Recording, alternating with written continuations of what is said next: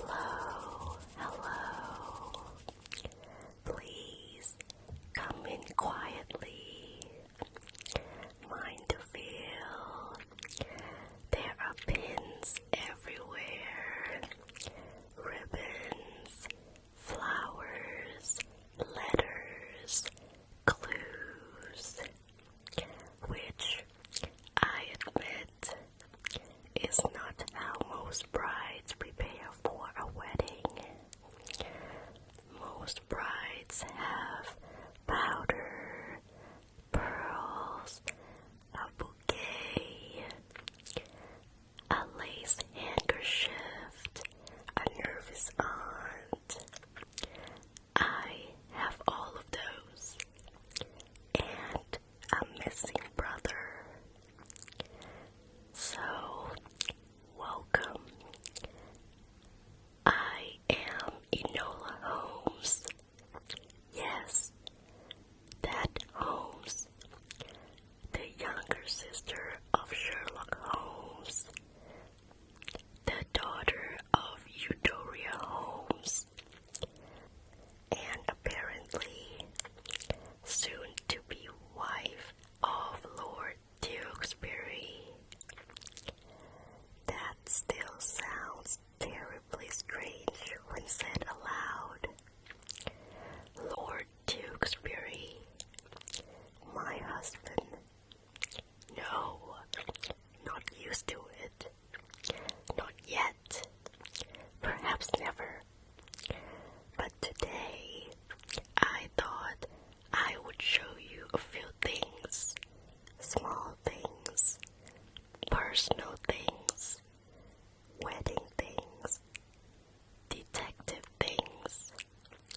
Because I have discovered that sometimes the smallest objects carry the largest truth. A card, a veil, a flower, a watch, a notebook, and a ring. And sometimes a bouquet is not a bouquet at all. Sometimes it is a warning. Sometimes it is a map. Sometimes it is a cry for help. And sometimes it is the only way Sherlock Holmes can speak when someone has taken away his voice. Because Sherlock has disappeared, not gone away, not sulking in Baker Street, not avoiding a polite society, disappeared, kidnapped, I believe.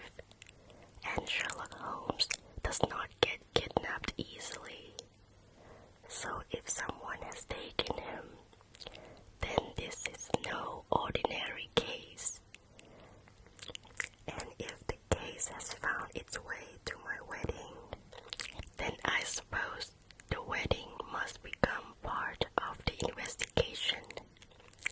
So, let us begin slowly,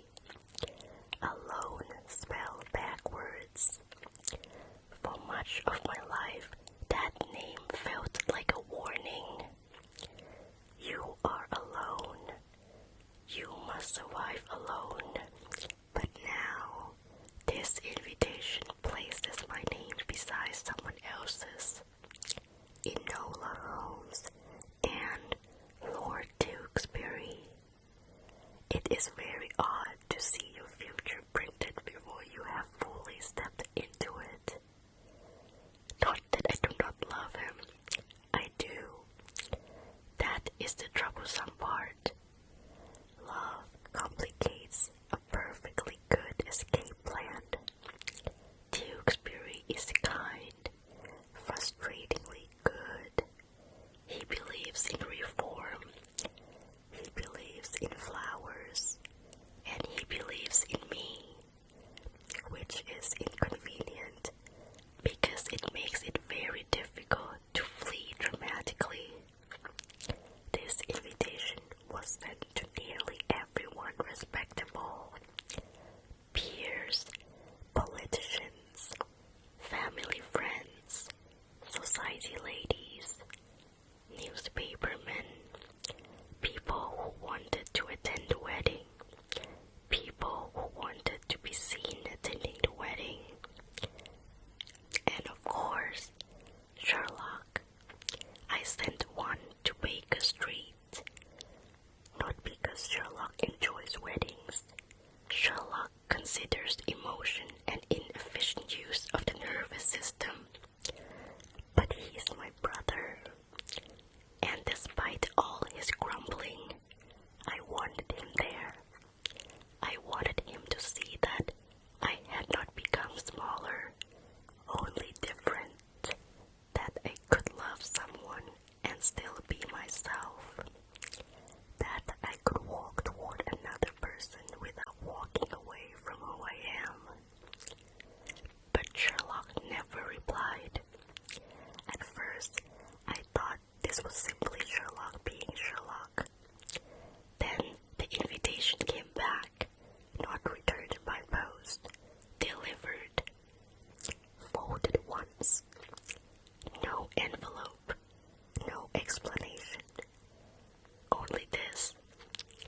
See here, the corner is slightly bent, not torn, bent. Sherlock bends paper when he's thinking. One fold means hurry, two folds mean danger, three folds means do not follow. This has one fold, hurry. So why everyone else saw a wedding invitation, I saw the first clue. And then came the flowers. This was the first bouquet, or what remains of it. Soft petals, ribbon, a few dried stems, black roses, beautiful, yes, but strange, too strange. Wedding flowers are supposed to say sweet things: love, joy, purity, devotion. This bouquet did not say that. This bouquet looked like a thread-wearing perfume. Everyone assumed it was a wedding gift. How lovely, they said. How delicate. How romantic. People become remarkably foolish around flowers. They forget that flowers can mean things, especially in our time. Victorian flower language, floriography, the quiet art of saying what cannot be said aloud. A red rose may say love, ivy may say fidelity, rue may say regret, foxglove may whisper danger. But black rose, secrecy. So when I saw this bouquet, I did not see decoration. I saw a sentence: secrecy, danger, a warning, and the ribbon. The ribbon was tied in a knot I knew, not a florist's knot, not a lady's knot, Sherlock's knot. Precise, efficient, irritating. He had sent this, or someone wanted me to believe he had. The message was was not complete, but it was enough. Secret danger, stay loyal, regret.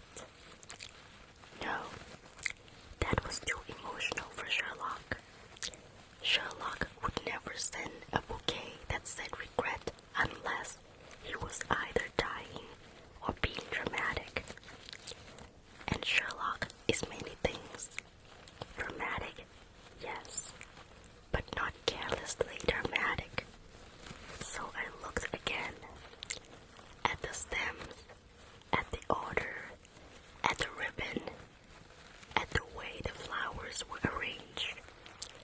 The black rose was central, foxglove on the left, ivy wrapped around the outside, rue hidden underneath, hidden regret, secret danger, bound by loyalty. That was closer. Sherlock was warning me. Someone close to the wedding was dangerous. Someone hidden among the guests. Someone bound to my life now through Tewkesbury. And then the second bouquet arrived.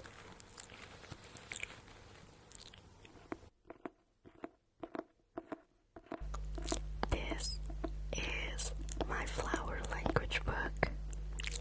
The language of flowers. A very useful little volume. Ladies keep books like this to decode romantic messages. I keep one because criminals are sentimental fools. Listen, soft pages, old paper, a little dust. Here, rose, black rose, secrecy, foxglove, insincerity, danger, ivy, fidelity, friendship, attachment, rue, regret, sorrow, warning. The second was more precise. It contained marigold, basil, cypress, and heliotrope. Marigold, grief, basil, hatred, cypress, death, heliotrope, devotion. Not exactly a cheerful wedding decor. I wrote the meanings in my notebook. Grief, hatred, death, devotion. But flower language is not simple. The meaning changes with arrangement. Which flower is highest? Which flower is hidden? Which stem is broken? Which bloom faces away? In the second bouquet, the basil was tied upside down. Hatred reversed. Not hatred from Sherlock. Hatred toward Sherlock. The cypress was cut short. Death interrupted. Not death. Threatened. Heliotrope faces east. Devotion toward the morning. Toward a new beginning. Toward my wedding day. The message became clear. Sherlock was alive,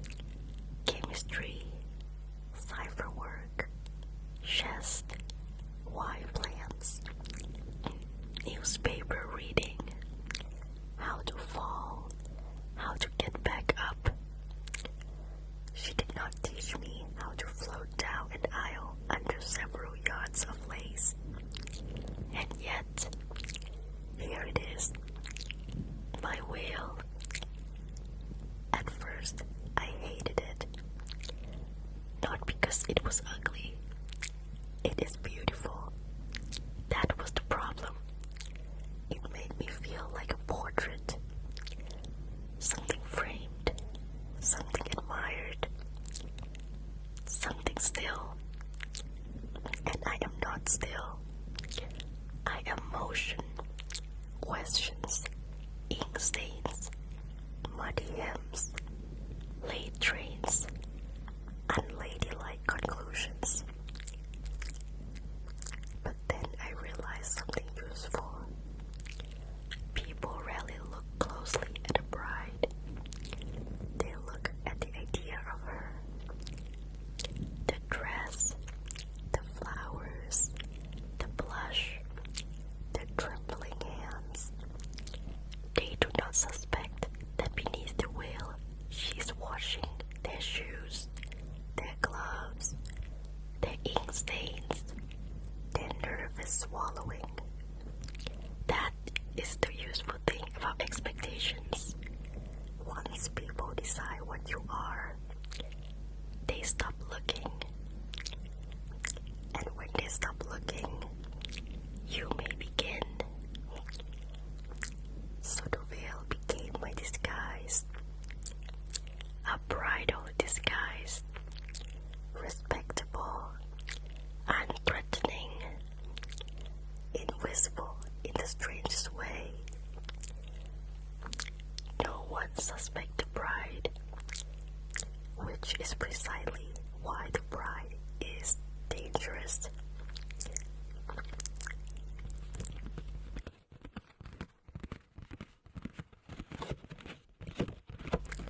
This is Sherlock's calling card. Simple, plain, no decoration. Of course, Sherlock believes decoration is what happens when intelligence becomes bored. Mr. Sherlock Holmes, consulting detective, Baker Street. You see, so controlled, so precise, so completely insufferable. This card was hidden inside the ribbon of the second bouquet, folded so tightly I nearly missed it. That annoyed me greatly. Sherlock would have smirked. I hate when he is right in advance. On the blank side were pressure marks, not ink, indented letters, as if someone had written on another paper placed above it. I held the card toward the window, angled it to the light. 3 words. Trust no guest. Trust no guest. At my wedding.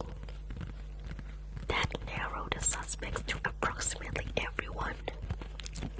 Family friends, political allies, florists, servants, guests, society women with sharp smiles, men who said congratulations as though it were a threat, a footman who knew far too much about train schedules, and one elderly aunt who may not have been an aunt at all.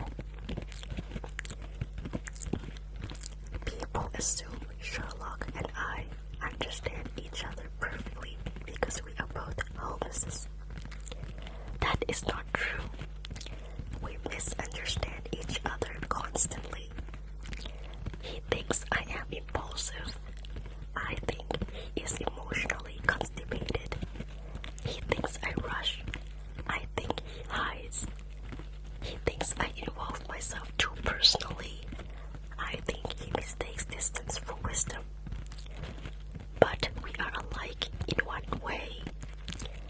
When we see a threat, we pull.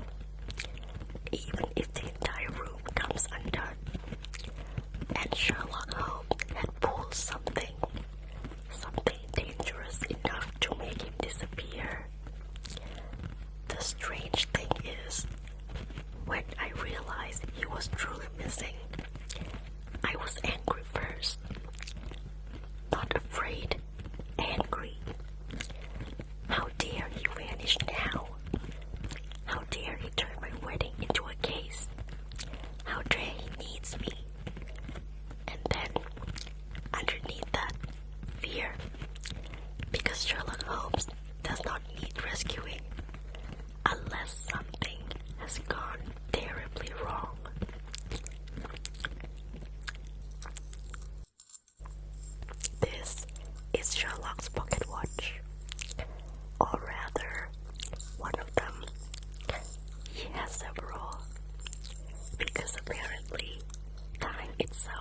must be cross-examined. There is something calming about a watch. The rhythm. Unless your brother is missing, then everything becomes an accusation. You are late. You are slow. You have not solved it. I found his watch hidden inside the third bouquet. Yes, inside. The flowers had been arranged around it so carefully that the watch formed a weight at the center. Quite clever. Quite dramatic. Again, very Sherlock. The third bouquet contained rosemary, forget-me-not, nightshade, and lavender. Rosemary, remembrance. Forget-me-not, true memory. Nightshade, danger. Lavender, distrust. Remember, do not forget, danger, distrust. The watch had stopped at 3:17. 3:17. At first, I checked the time. Then, train schedules. Then, guest arrivals. The church records. Nothing. Then, I looked at the date. March 17. That was the day Tewkesbury stood in Parliament to speak against a certain industrial bill. A bill involving factories, labor, unsafe working conditions, and men who did not enjoy being told that profit was not a moral virtue. Men with money, men with influence, men invited to my wedding. Suddenly, Sherlock's message became clearer. This was not simply about me, not simply about marriage, not simply about my brother. It was about power, the sort of power that wears gloves, smiles politely, and ruins lives without ever raising its voice. Sherlock had discovered that someone intended to use my wedding as cover. All those guests, all those carriages, all that noise, a perfect distraction. And if Sherlock discovered too much, then someone removed him from the board, which meant I had to enter the game in a wedding dress. Not ideal, but not impossible.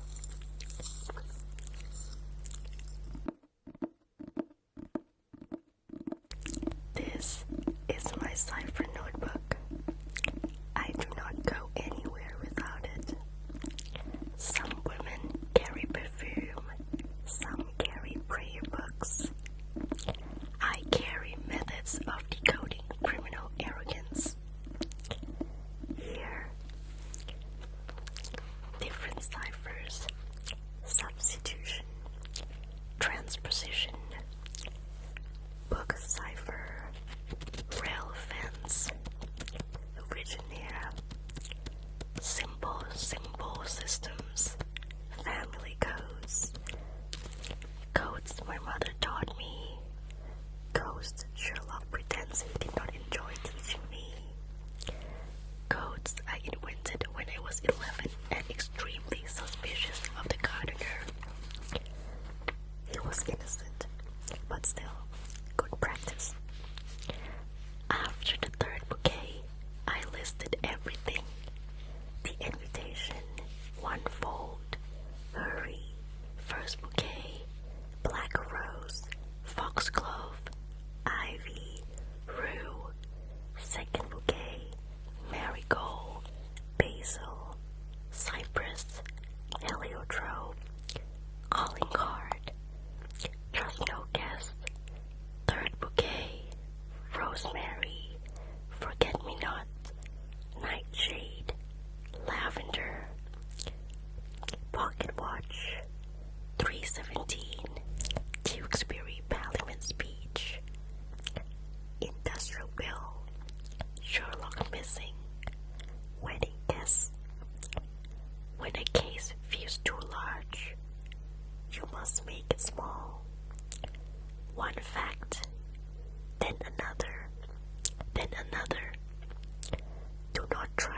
understand the whole darkness at once. Light one match, then another, then another. Eventually, the room appears. The next clue came from the flower stems. Each bouquet had one stem cut at an angle, not naturally, deliberately. First bouquet, third stem. Second bouquet, 17th stem. Third bouquet, 5th stem. 3, 17, 5. I checked the guest list. Third guess, 17th guess, 5th guess. The names gave me letters. V, A, L. Val, Sir Marburyville. A guest, a donor, a supporter of the industrial bill. A man who smiled at Tewkesbury with his teeth but not his eyes. Sir Marburyville had every reason to silence Tewkesbury. But why Sherlock? Because Sherlock had found proof. Proof that Vale and his associates had arranged factory accidents to force workers into silence. Proof that they intended to destroy Tewkesbury Reform Bill. Proof hidden somewhere close to the wedding. Not because weddings are romantic, because weddings are chaotic. And chaotic is sometimes useful.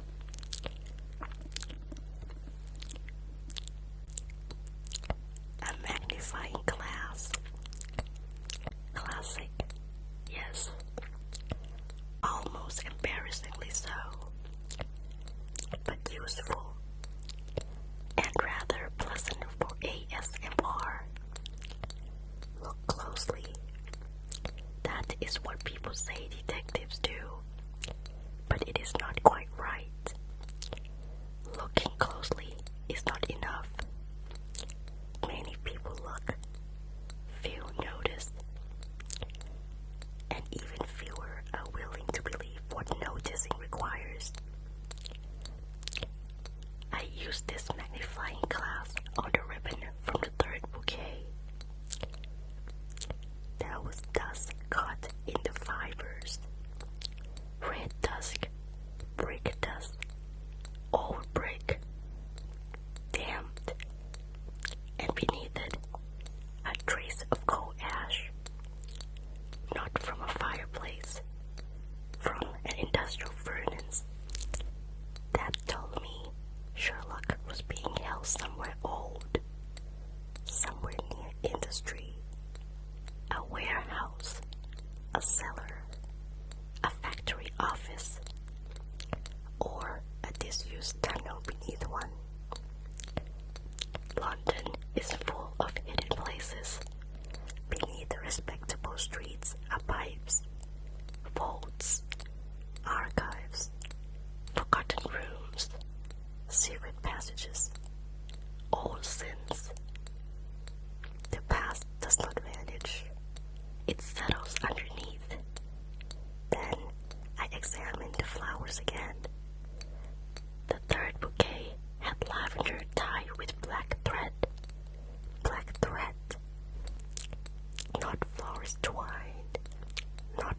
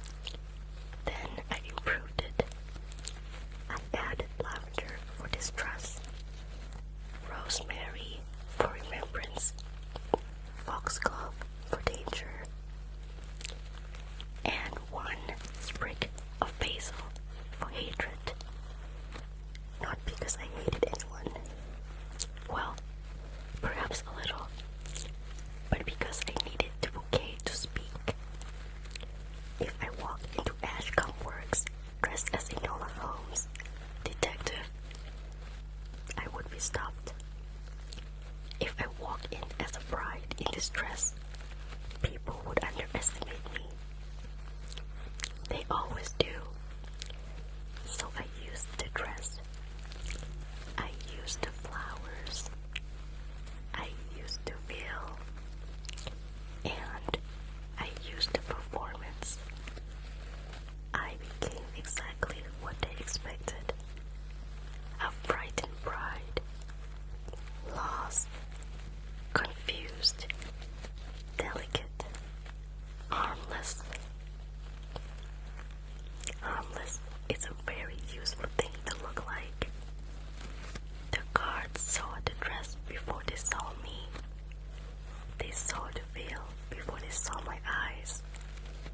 They saw the bouquet before they saw the plate hidden in the ribbon. No one suspects flowers, which is a mistake. Flowers have always carried messages, warnings, desires, threats, grief, love, rebellion. A flower may be soft. That does not make it weak. I entered the factory.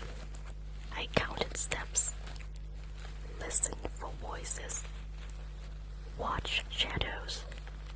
The floor was damp. The air smelled of coal, rope, and old iron. Then I heard tapping. 3 taps. Pause. 1 tap. Pause. 4 taps. Not Morse. Hours. A childhood code. My mother taught it to me as a game. Sherlock pretended he was too old for it. He remembered. Of course, he remembered.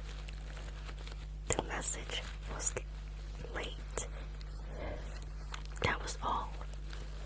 Not help. Not danger. Not I am wounded.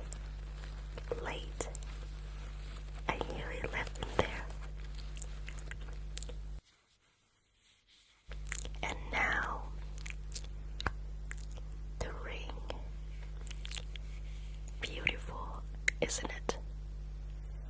For something people make such a fuss over. A circle. No beginning. No end. A promise. A promise made visible. That used to frighten me. Not the promise. The circle. It looks like a boundary. A little golden fence. Something that says, here. This is where you stay. But I am beginning to think a ring is not always a fence. Sometimes it's a reminder, a center, something to return to. Not because you are trapped, but because you choose it. We found Sherlock in the lower room in Ashcombe Works. Bruised, exhausted, hungry, and still somehow critical of my methods. You were nearly late, he said. I said, you were kidnapped. He said, briefly. Briefly. As if kidnapping were a weather condition. Tewkesbury wanted to embrace him. Sherlock looked terrified. So Tewkesbury shook his hand instead, very gently. It was one of the funniest things I have ever seen. Then Sherlock looked at me, really looked. Wedding dress torn, veil muddy, gloves ruined, hair escaping, flowers crushed, Cipher Notebook under one arm, Magnifying Glass in hand, and he said, "You look exactly as you should." is practically poetry. Later, when the case was done, when Sir Mulberry Field had been exposed, when the proof had been discovered, when Tewkesbury's reform bill survived, when Sherlock returned to Baker Street pretending none of us had saved him, I came back here, to this room, to the veil, to the flowers, the invitation, the ring, and I wondered whether the wedding should continue. After all, most brides do not decode daily bouquets and rescue their brother from a factory before making vows. But then Tewkesbury came in. He did not ask whether I was ready to become Lady Tewkesbury. He asked whether I was ready to remain Enola. That was the right question. So yes, I will marry him. Not because I am finished. Not because the story ends here. Not because I have become tame. Absolutely not. I will marry him because he does not ask me to be less. And because I do not want a life where love and freedom must be enemies. I want both. I want cases and chaos and arguments and letters and flowers and secret codes and perhaps a husband who knows when to duck. I want my mother's courage, Sherlock's mind, Tewkesbury's hope, and my own name. Always my own name.